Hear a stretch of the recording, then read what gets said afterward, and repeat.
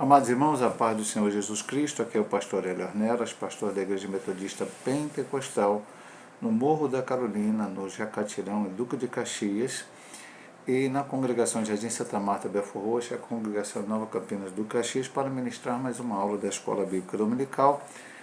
Nós utilizamos já revistas da Casa Publicadora das Assembleias de Deus, estamos no primeiro trimestre de 2024, lições bíblicas de adultos, o corpo de Cristo, origem, natureza e vocação da igreja no mundo, eclesiologia é o nosso assunto desse trimestre, e hoje a lição número 11, o culto da igreja cristã. Texto áureo: que fareis, pois, irmãos, quando vos ajuntais, quando de vós tem salmo, tem doutrina, tem revelação, tem língua, tem interpretação, faça-se tudo para edificação. 1 Coríntios 14, 26. Verdade prática: o culto é uma sublime forma de nos expressarmos em adoração, louvor, gratidão e total rendição a Deus. Leitura bíblica em classe, enquanto em Efésios 5, do 15 ao 21. Portanto, vede prudentemente como andais, não como necios, mas como sábios, remindo o tempo, porquanto os dias são maus.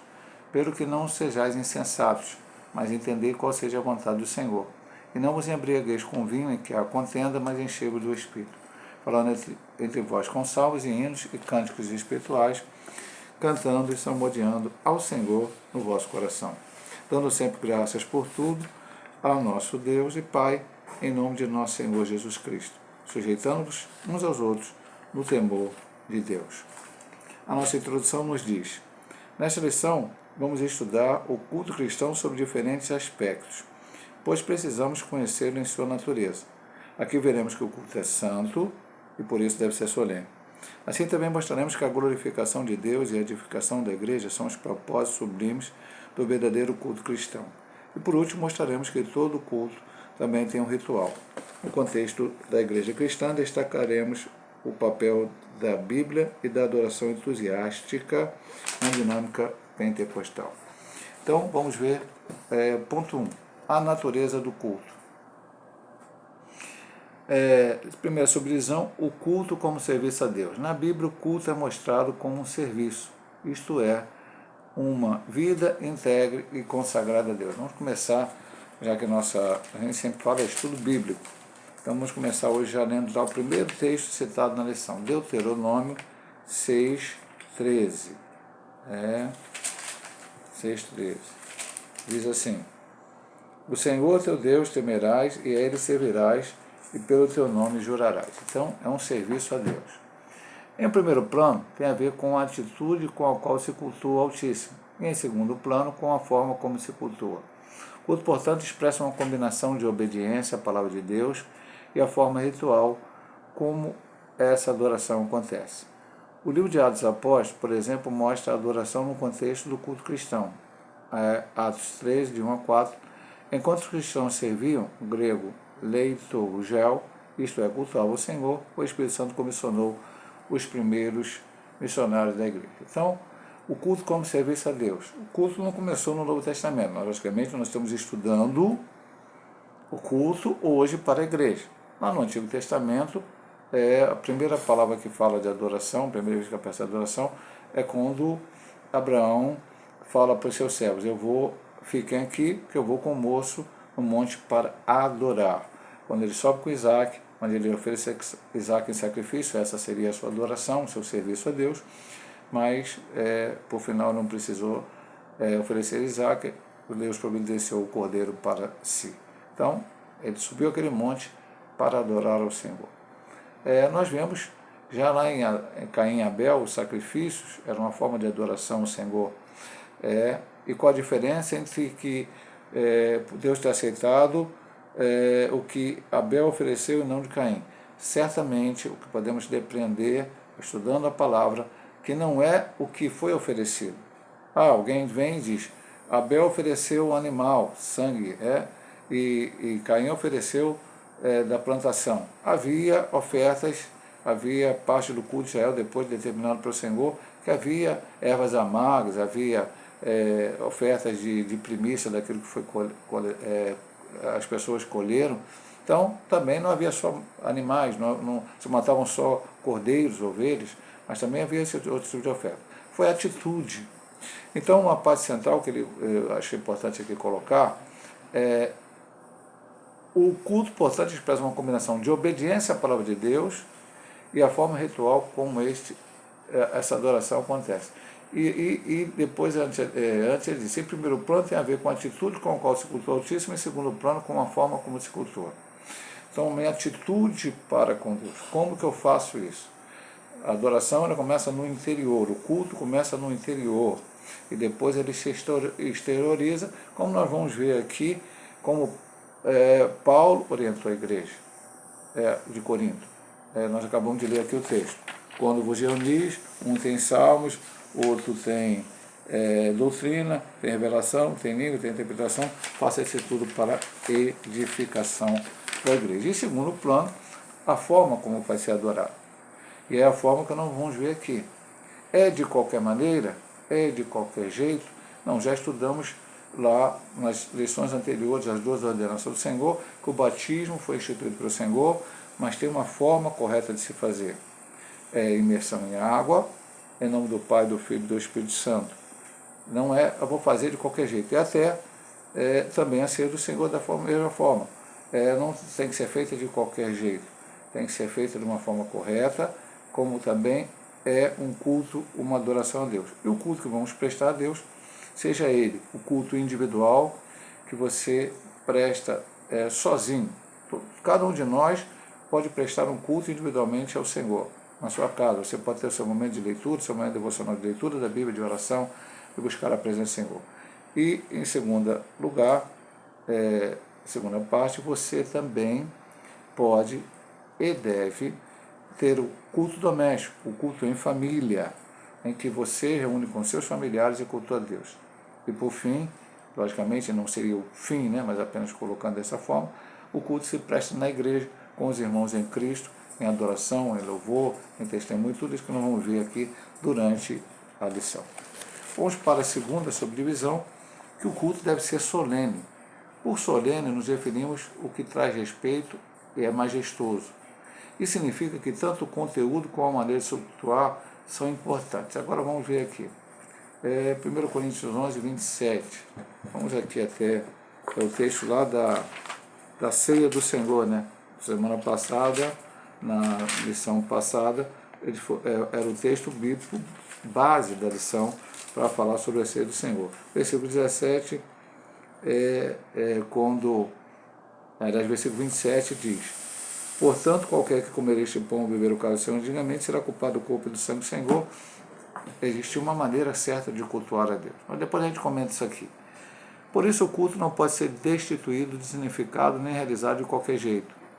Não por acaso o apóstolo Paulo expõe princípios que regulamentaram o culto na igreja de Corinto, 1 Coríntios 12, 13 e 14. São 3 capítulos. Aqui não é 12 e 14 não, aqui é 12, 13 e 14. Isso deixa claro que há uma ordem a ser observada na liturgia cristã.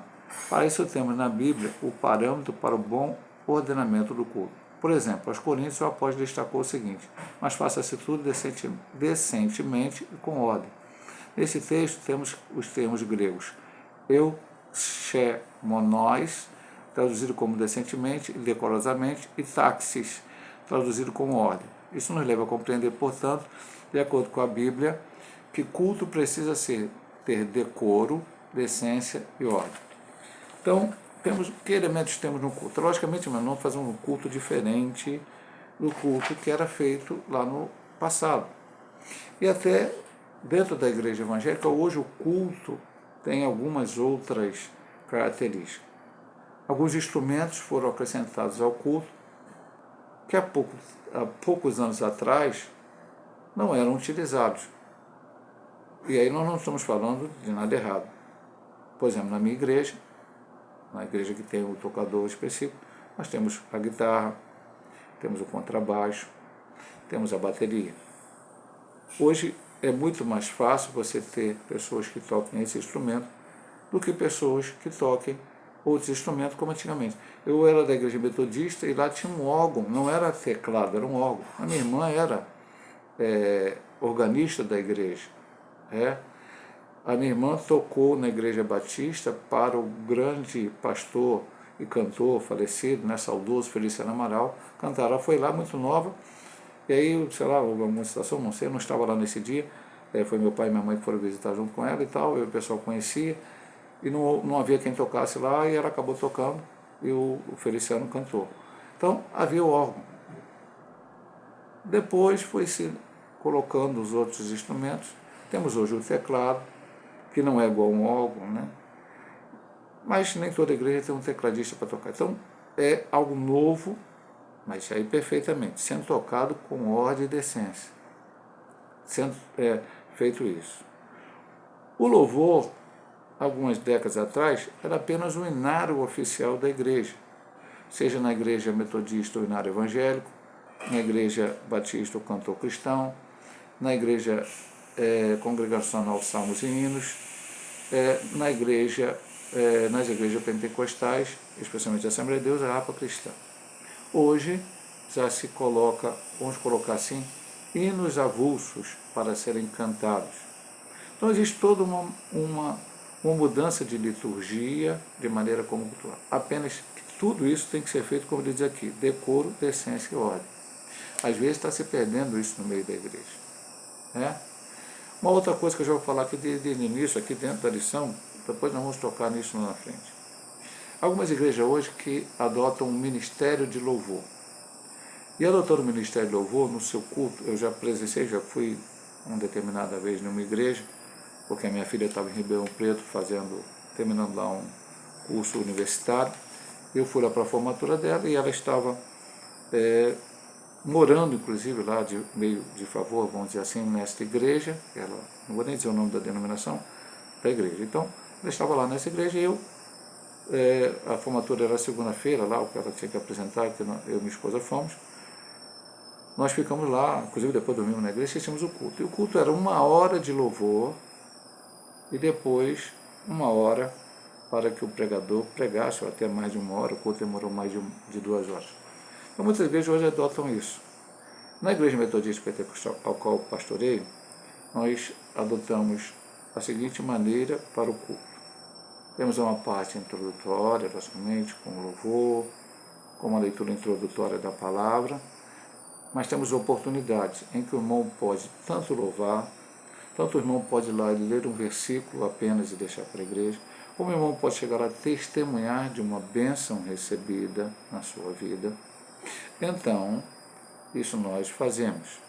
E depois a pregação.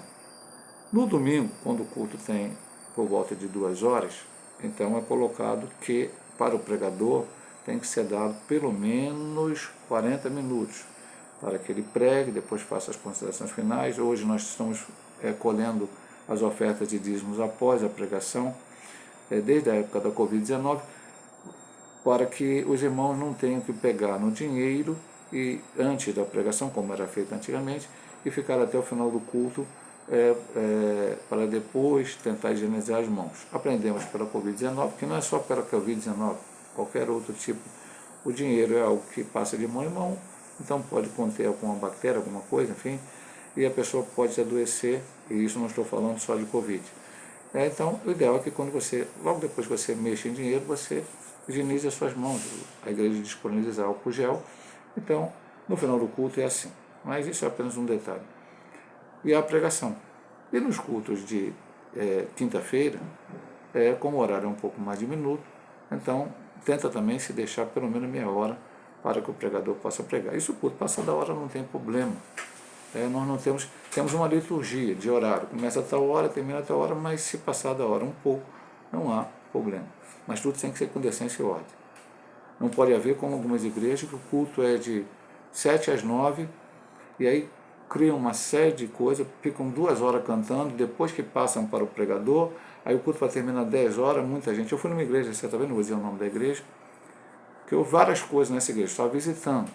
Como eu sou pastor, eu fui chamado a sentar no púlpito. Juntamente eu estava junto com o pastor Paulo César, meu auxiliar, fomos 2 para o púlpito. E durante a pregação, o irmão estava pregando, eu fiquei de olhos fechados ali. A igreja era grande, muitas pessoas. Meu irmão, mas aí o culto foi terminar 10 horas da noite. Quando eu abri os olhos, já assim, no final da pregação, a igreja estava vazia. Muitos irmãos foram embora. Por causa do horário. Era um sábado à noite. Muita gente foi embora. Então, Tudo tem que ser solenemente, com ordem e decência. Vamos para o ponto terceiro. O culto tem que ser santo. A santidade de Deus é afirmada por toda a Bíblia. Visto que Deus é santo, o culto também deve ser santo. Dessa forma, nada que fosse profano deveria fazer parte do culto e da vida de quem o praticava no Antigo Testamento. Assim, o limite entre o santo e o profano deveria ser mantido. Por outro lado, no Novo Testamento também põe em destaque o viver cristão na esfera do culto. Isto é, uma vida a serviço de Deus. A igreja é o espaço sacro onde o culto acontece. Assim como no Antigo Testamento, o culto cristão também não deve ser profanado. Nesse caso, tanto a conduta como o modo de viver são levados em conta na esfera do culto. Aqui temos muita coisa a falar, meu amado irmão, é lógico que são opiniões minhas, opiniões, eu nem vou colocar hoje dentro da minha denominação.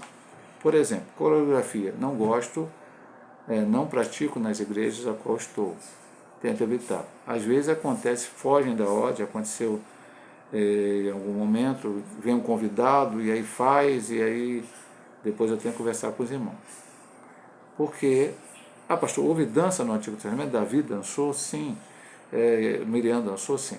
Em momentos específicos. Mas não vemos isso nem no culto do Antigo Testamento, nem no culto colocado por Moisés na lei, que teria que ter dança. Davi se dançou pela alegria da arca estar sendo levada para Jerusalém, mas depois, na hora do sacrifício que foram ser oferecidos a Deus, não vê-se ele dançando mais. Miriam dançou pela alegria de ter atravessado o Mar Vermelho. Hoje na igreja coreografia para lá, coreografia para cá, algo que nós não vemos na Bíblia, principalmente no Novo Testamento. Você não vê em nenhum momento, dentro de todas as orientações aqui, Paulo não disse, vou voltar ao texto bíblico, que farei, irmão, quando vos ajuntares, cada um de vós tem salmo, doutrina, revelação, língua, aqui tem dança? Não, ele não falou dança. E há uma outra coisa muito importante da santidade do culto aqui, que está no texto, que depois talvez vai ser falado de novo, mas eu já vou falar aqui nesse ponto 1. Nós somos pentecostais, cremos no dom de línguas estranhas. Perfeito? E pela orientação de Paulo, como diz aqui no texto anterior, Paulo teve que orientar sobre o culto em 12, 13 e 14 de Corinto, para a igreja de Corinto. Então, o que é que acontece? Você pode falar língua estranha em voz alta? Sim. Dentro da sua casa. Numa reunião específica de oração, talvez, onde ali só tenha crentes e não seja no momento de uma pregação. Agora, a língua estranha ela só vai edificar a outro irmão se ela houver quem interprete. Por isso Paulo diz, haja língua e haja interpretação. Então isso é muito importante. Pode haver profecia durante o culto, pastor? Pode haver profecia. Deus pode usar alguém. Eu vi, e isso é muito raro acontecer. No seminário a gente aprendia o seguinte, quando alguém está pregando, é profecia. Então Deus não é Deus de confusão, não se deve interromper a profecia. Mas eu fui numa Assembleia de Deus grande, a Assembleia de Deus Copacabana, ainda era o pastor Joani, muito jovem ainda, e quem estava pregando era o presidente da convenção, Paulo Alves, que era o presidente da SEAD na época. Uma mensagem muito maravilhosa que ali estava pregando. No meio da pregação, um irmãozinho foi lá e deu uma profecia, que eu acho que é mais ligada ao ministério, às pessoas que estavam lá, os obreiros. Eu não ouvi a pregação, porque a igreja era muito grande, ele não falou no microfone, falou sem microfone, então não deu para ouvir o que ele falou, os irmãos estavam dando glória a Deus, aleluia, e ele entregou aquela profecia, voltou. E o pregador, no meio da pregação, o pregador voltou à pregação sem se perder, mas isso é complicado. Então, aquele que tem um dom de profecia vai ter o discernimento também de Deus para o momento certo, para entregar a profecia. Então, tudo isso pode estar dentro do culto cristão. Agora, não dá para ter, o que fazem aí no reteté, no replepé. Pula-pula, gira-gira, aviãozinho, unção de não sei o que lá, e aí complica, meu amado irmão. Isso não é um culto que tenha santidade. Vamos ao segundo ponto, propósito do culto, glorificar a Deus. Essas coisas vão se juntando aqui no estudo. O culto é uma celebração que se faz a Deus. Celebramos a grandeza de Deus, seus poderosos feitos. Salmo 48:1. Assim, o culto é uma celebração pelo que Deus é e pelo que Ele faz. Nesse aspecto, o culto é sempre cristocêntrico, nunca antropocêntrico. Cristo é a esfera, o lugar onde deve acontecer o verdadeiro culto. Ele é o único mediador entre Deus e os homens. É o eterno sumo sacerdote. Se Deus não é celebrado, ele não é glorificado, então o culto perdeu o seu real sentido. Então, quando você vai à igreja, e aí já um aspecto aqui, não vamos entrar tudo aqui em outros pontos. Você não vai para a igreja para participar do culto. Por isso muitos crentes saem do culto e dizem, o culto hoje foi fraco, o culto hoje não sentia aprender, porque não foi para cultuar, ele foi para ver as pessoas cultuar. Você vai para a igreja para cultuar, completamente, conjuntamente todos os irmãos. Pode ser que se eu chegue na igreja você não tenha nem oportunidade, você não seja o pregador, o dirigente daquele dia, ninguém te deu oportunidade para dar um testemunho, mas você, se estiver em espírito, em verdade, com o Senhor ligado, você estará cultuando a Ele. Então o culto é para glorificar o nome de Deus, jamais para glorificar o nome do homem. Nem quem dirige, nem quem prega, nem quem canta, nem quem toca, nem quem tem oportunidade, ninguém. Então, a pregação ela tem que ser cristocêntrica. Ou seja, quem for pregar tem que pregar isso aqui, ó, Bíblia, jamais sem ficar incensando o ser humano. Pelo contrário, hoje está faltando muitas vezes na igreja se pregar a volta de Jesus e a responsabilidade que nós temos com Cristo, contra o pecado, tudo que Cristo ensinou. Bom, a adoração tem que ser cristocêntrica, a adoração, louvor. Hoje tem muitos hinos que eu vou vencer, eu vou ganhar, eu vou aqui, um dia vão me aplaudir. Tinha um hino aí de uma cantora aí que dizia que depois, um dia quem está contra ela hoje, amanhã vai aplaudir ela. Meu amado irmão, o aplauso nosso, a gente tem que esperar aplauso para Deus, jamais para a gente. Pastor, mas eu sou um servo de Deus. Você é um servo de Deus que não merece nada, não é digno nem de participar da ceia, compreendemos semana passada. Eu sou digno de participar da ceia, eu sou pastor da igreja, não sou digno por mim mesmo. É o Senhor que me faz tornar digno de participar da ceia.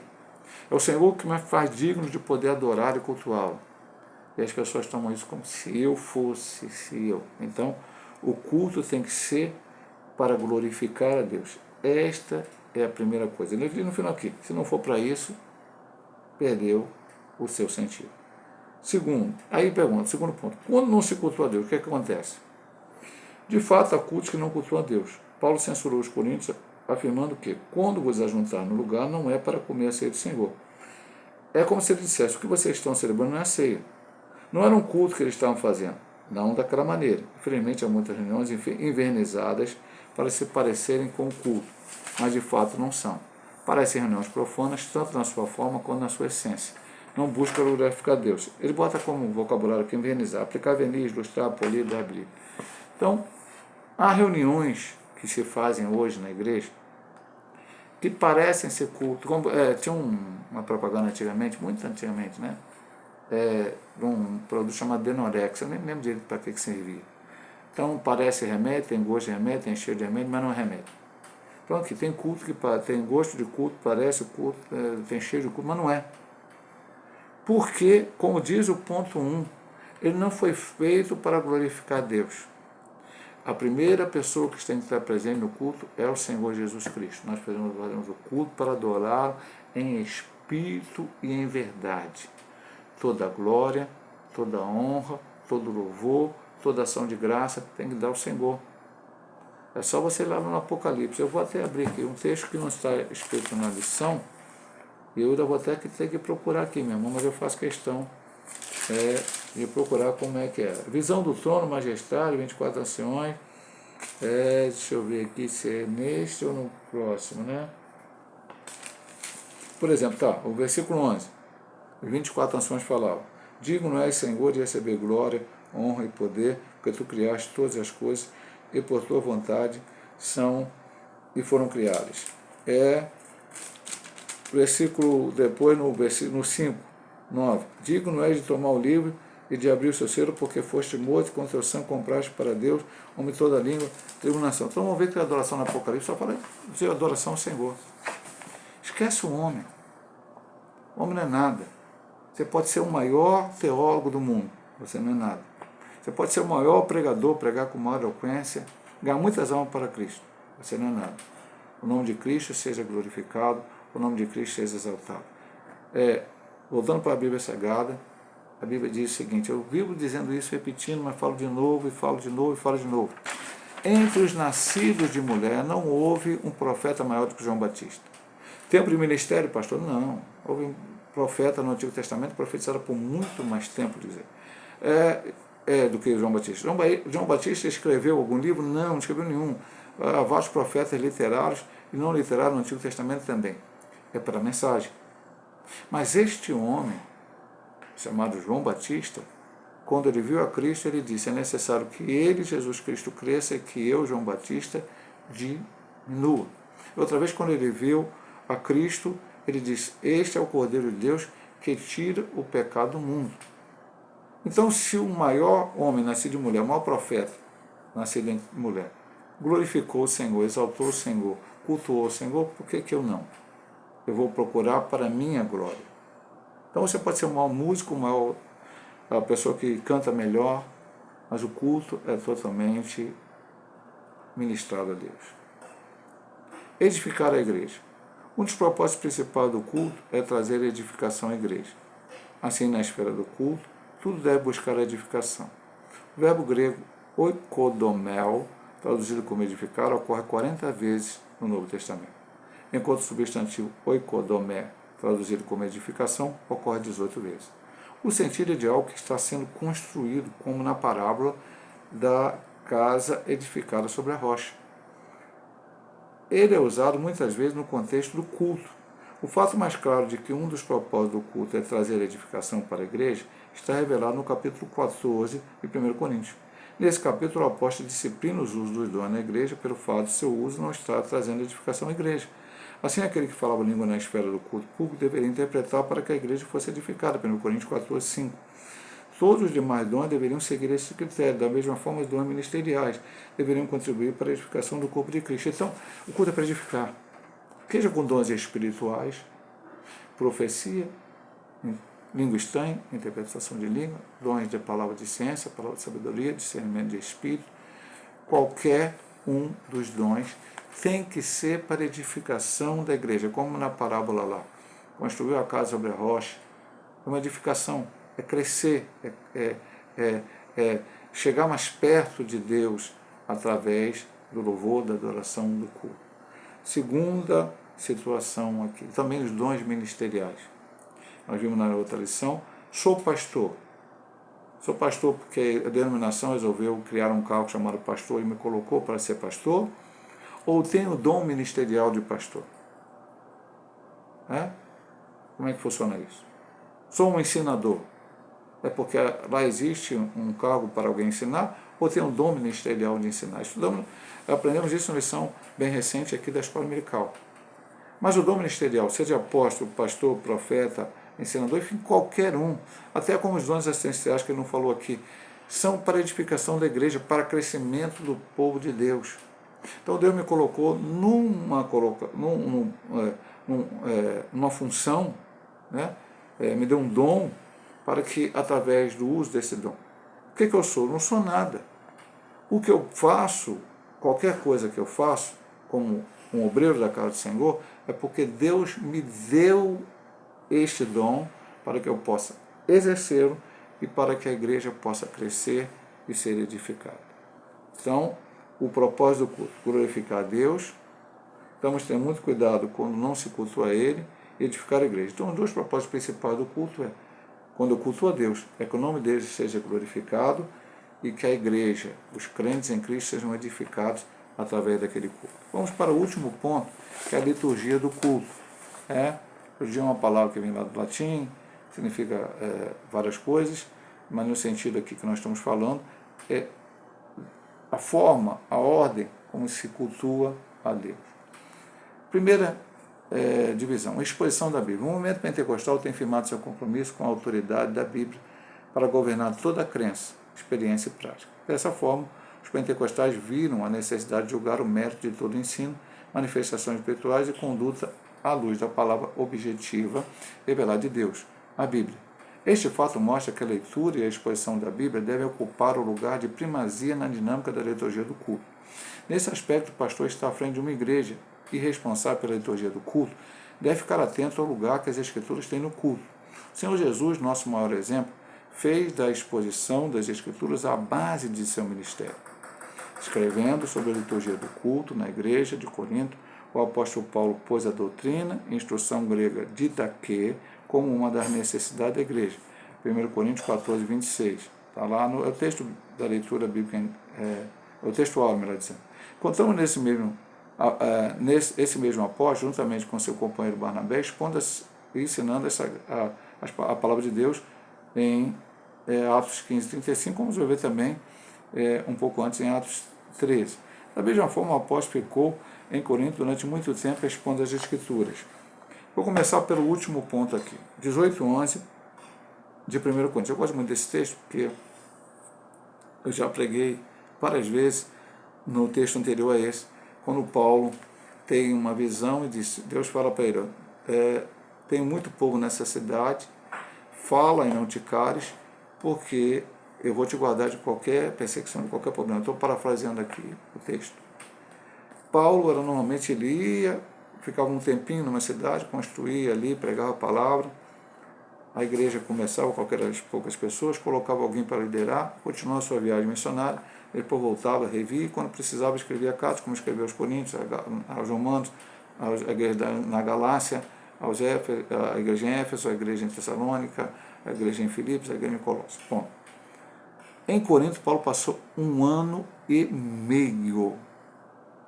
O que, pastor? Sentou lá em Corinto, foi apreciar as belezas de Corinto. Não. Ele passou 1 ano e meio ensinando a palavra de Deus. Com Barnabé também, na igreja de Antioquia, Barnabé chamou ele, eles ensinaram a palavra de Deus. E o que tem isso a ver com o culto? Tem a ver o seguinte, meu amado irmão. Hoje, como já falamos até anteriormente no ponto anterior, algumas igrejas têm louvor,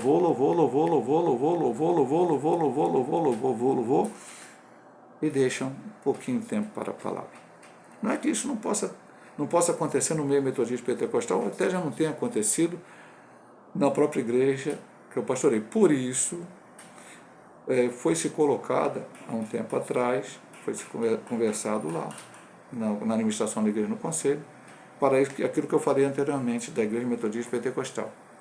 Culto de domingo, começa às 7, termina às 9. 8 horas, o dirigente do culto, seja quem for, tem que passar a palavra para o pregador e o pregador vai pregar. Isso ele disponibiliza pelo menos 40 minutos. Quando eu digo 40 minutos, porque tem uma parte final de anúncio, de oração da fé, de recolhimento das ofertas. Mas, se o pregador for usado para poder passar da hora, o culto termina 9h10, não vai ter problema nenhum, 9h15, sem problema algum, porque nós não temos também engessado nisso. Mas temos que ter a palavra. Pastor, mas a palavra é só quando o pregador vai pregar? Não. No sistema que a Igreja Metodista Pentecostal adota de oportunidades, eu já disse isso lá no ponto anterior, às vezes, já teve culto, meu amado irmão, Deus sai dando a oportunidade, ou quem está dirigindo dando a oportunidade, o irmão chegar lá, falou, meu irmão, hoje não vou cantar não, vou ler aqui, salmo tal, vai ler. Aí a próxima oportunidade, o irmão fala assim, irmão, hoje também não vou louvar não, vou ler aqui o tal texto. E esse texto lido edifica a igreja. Onde eu falava em Santa Marta, na pregação, eu falei, um dos meios que Deus nos deu é estar na casa do Senhor e ouvir a pregação e ser edificado para que nós possamos continuar firme na presença do Senhor. E isto, não só a pregação do pastor, uma outra coisa que eu sempre falo na igreja, o culto ele começa, não quando... Primeiro, até vou falar uma coisa importante, irmão. O culto tem que começar lá em casa. Eu nem cheguei na igreja ainda, o culto tem que ter começado. Porque eu tenho que sair de casa em espírito de adoração para chegar na igreja. E uma coisa que deveria acontecer na igreja, e aqui nós estamos fora desse ponto da palavra, mas vai entender, é que quando o crente chegasse na igreja, a primeira coisa que ele deveria fazer é dobrar o joelho, orar e falar com Deus. Houve um tempo, na igreja metodista pentecostal, lá atrás, que eu não era pastor ainda, que era assim, as pessoas automaticamente chegavam e dobravam o seu joelho. Não é que ele falava 2 minutos e levantou e sentou e foi ver outra coisa. Não, as pessoas dobravam o seu joelho e ficavam orando. O dirigente chegava, também orava, logicamente. Deu horário, 19 horas, ele batia uma campainha, todo mundo levantava e começava a adoração. O espírito do culto era diferente. Então, tudo isso. E saber, pastor, como é que alguém que vai ter oportunidade vai... Não, você tem que chegar em casa, você não sabe se vai ter oportunidade no culto. Lê a Bíblia, ora, Senhor, me dá uma palavra. Eu não sou o pregador da noite. Deus pode te dar uma palavra e chegar lá e ser abençoado. Quantas pessoas já foram abençoadas por aquela palavra que foi lida durante o culto por alguém que não era o pregador? Então, a palavra tem que ter prioridade. Segundo ponto, a adoração entusiástica. A adoração aparece em primeiro lugar na liturgia sugerida pelo apóstolo Paulo à igreja de Corinto, 1 Coríntios 14, 26. A palavra salmo, usada nesse texto, traduz o grego psalmon, que é uma referência ao inário usado pelos cristãos, primeiros cristãos. É possível que o apóstolo esteja se referindo ao Salmo de Davi. Não há dúvida de que a adoração na igreja primitiva era entusiástica. Isso porque Paulo se refere aos cristãos cheios do Espírito que se uniam para adorar. Então, entusiástica aqui, obviamente colocando, tem que ser dentro da ordem de essência. A igreja metodista pentecostal adota, por exemplo, não adota como uma liturgia do culto, que todo culto tem que ter, tem que ser assim, mas se em algum momento as pessoas baterem palmas em determinados corinhos, que são, vamos dizer assim, mais ritmados, que até pedem a bater palma, sim, eu não tenho aquela questão que muitas igrejas estão fazendo hoje, o irmão chega lá, tem oportunidade, aí depois todo mundo bate palma. Aí outro irmão vai lá, canta o hino, bate palma. Eu não concordo com isso. Embora seja praticado até em outras igrejas metodistas e pentecostais, mas eu não concordo com isso. Agora, num culto, num louvor, bater palma, louvar a Deus. Sempre a gente fala, o irmão está cantando lá, mas eu vou louvar junto com ele.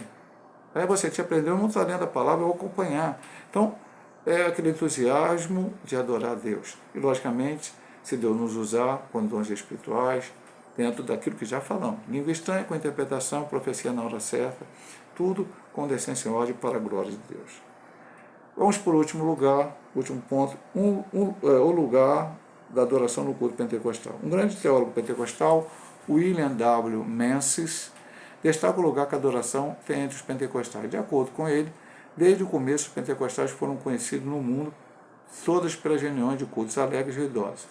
Isto era visto nas reuniões de oração, nas quais todos presentes, coletiva e eloquentemente, derramavam o coração perante Deus em oração e louvor. Isso também acontece no levantar das mãos como resposta à percepção de que Deus se faz presente. Faz parte também da liturgia pentecostal louvar a Deus em alta voz e exercitar os dons de espiritual e dons de culto. Então, isso acaba sendo um resumo de tudo que foi falado anteriormente. Então, nós somos um culto pentecostal. Tem todos esses aspectos. Tem que ter a adoração. Essa adoração, não que a adoração que seja mais silenciosa. Tem vezes, meu irmão, eu fico meio preocupado com isso. As pessoas chegam, estão no culto. Esse culto está frio, está gelado. Veja bem, meu amado irmão, se naquele culto, o pregador está pregando, e as pessoas estão atentas ouvindo a palavra de Deus, e por algum motivo, e aí não vamos colocar motivos, não estão dando muitas glórias, aleluia, mas estão prestando atenção naquela mensagem está edificando, aquela mensagem está glorificando o nome de Deus, então louvado seja o nome de Deus para esse culto. Porque há também outro lado, temos que ter todo cuidado. Adoração entusiástica, o culto pentecostal barulhento, mas não temos cuidado de apenas fazer barulho por barulho e não estar atento àquilo que está acontecendo. O irmão está louvando, no final do o pessoal sai dando glória, aleluia, louvado seja Deus, depois no final nem prestou atenção na mensagem, porque o louvor tem uma mensagem também, um louvor cristocêntrico, tem uma mensagem também para a tua vida. A pregação, o cara fica dando glória a Deus o tempo todo na pregação sem parar, no final pergunta, o que o pregador pregou? Não sei. Não, você tem que estar atento àquela mensagem, Deus está falando com você através da pregação. Então, eloquente, com o uso dos dons espirituais, como falamos aqui, com exercício dos dons espirituais, exercitar os dons espirituais, dentro da ordem de essência, louvado e glorificado seja no Senhor, no nome do Senhor, por isso, e sejamos assim mesmo, para a glória de Deus. Vamos para a conclusão. Nesta lição, vimos os princípios que devem reger um culto cristão. O culto não pode ser de qualquer forma, pois ele tem princípios e normas para seguir. Como Deus é um Deus de ordem, então o culto que se presta a Ele também deve ser ordenado. Contudo, ordenado não significa frio sem vida. O culto deve ter um momento de celebração, alegria e dinamizado pelo Espírito Santo. Então, não podemos engessar o culto. Eu tenho a minha liturgia de fazer o culto.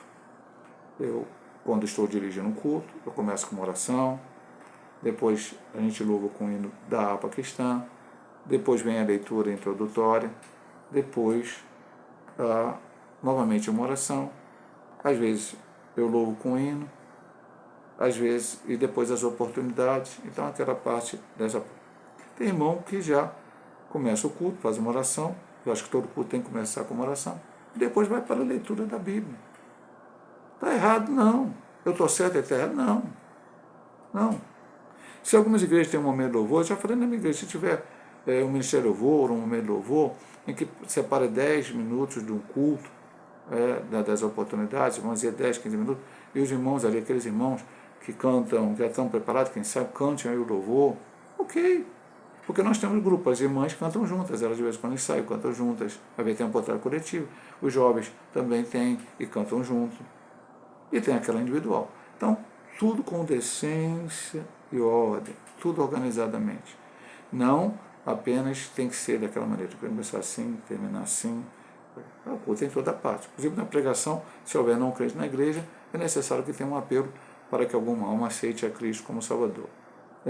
Isso é importante, isso é interessante. Então, eu queria dizer que não pode ser frio e sem vida, e aí eu disse, já disse mais vezes, o culto começa em casa. Antes de sair da tua casa, ore, peça a Deus que o culto seja abençoado. Venha para a igreja com o propósito de adorar. Não podemos ir para a igreja para observar o irmão tal. Nem o irmão que veio, nem o irmão que faltou, nem a roupa que o irmão está usando, nem outras coisas mais. Nós estamos ali para adorar a Deus. Então nos sentamos ali, ou ficamos de pé, da maneira que o culto for transcorrendo, e ali adoramos ao Senhor, ali prestamos atenção em tudo que foi realizado, prestamos atenção na pregação, somos alimentados e edificados pela palavra de Deus. Pastor, o culto termina quando se fala. Havia um presbítero na nossa igreja que ele orava assim, entrando na presença de Deus, saindo da presença de Deus. A gente não entra na presença de Deus, nem sai da presença de Deus. Deus é onipotente, onisciente, onipresente, está presente em todo lugar. Então Deus está presente dentro do culto, no telão, Deus está presente no quintal da igreja quando eu saio, Deus está presente na rua quando eu estou andando, Deus está presente dentro do Uber se eu pegar um Uber para ir para casa, Deus está presente dentro do ônibus quando eu estou indo para a minha casa, Deus está presente quando eu salto do ônibus, do Uber e chego na minha casa, Deus está presente na minha casa depois do culto. Então o culto continua, porque depois quando eu chego em casa eu também oro a Deus, que às vezes pode até ler a Bíblia de novo. Enfim, a nossa vida, a nossa maneira de nos portar nesse mundo deve ser um culto, um serviço a Deus em todos os momentos. Logicamente que temos o culto na igreja, o culto, a reunião dos santos, daqueles que foram chamados para fora, que nós entendemos que é assim a igreja. Aleluia. No final ele diz, o culto deve ser um momento de celebração, alegria e dinamizado pelo Espírito Santo. Deus possa abençoar a cada um dos nossos amados irmãos. Sempre a gente espera que esses vídeos venham ajudar nossos irmãos. O objetivo que eu gravo esses vídeos é para que depois faça o link, eu coloco no YouTube, faço o link, e envio para aqueles irmãos que estão enfermos na igreja metodista pentecostal e que não pode ir à igreja. E se algum irmão, por motivo de trabalho também, ou estudo, não pôde ir àquela aula da escola dominical, para que seja edificado. E estando no YouTube, certamente que outras pessoas que não são metodistas pentecostais poderão ver. E a nossa expectativa, o nosso querer é que esse vídeo possa abençoar a vida daqueles que o verem no ensinamento da palavra, no ensinamento da Bíblia Sagrada. Se Deus assim nos permitir, semana que vem estaremos ministrando mais uma aula, lição 12, o papel da pregação no culto. Deus abençoe a todos em nome de Jesus.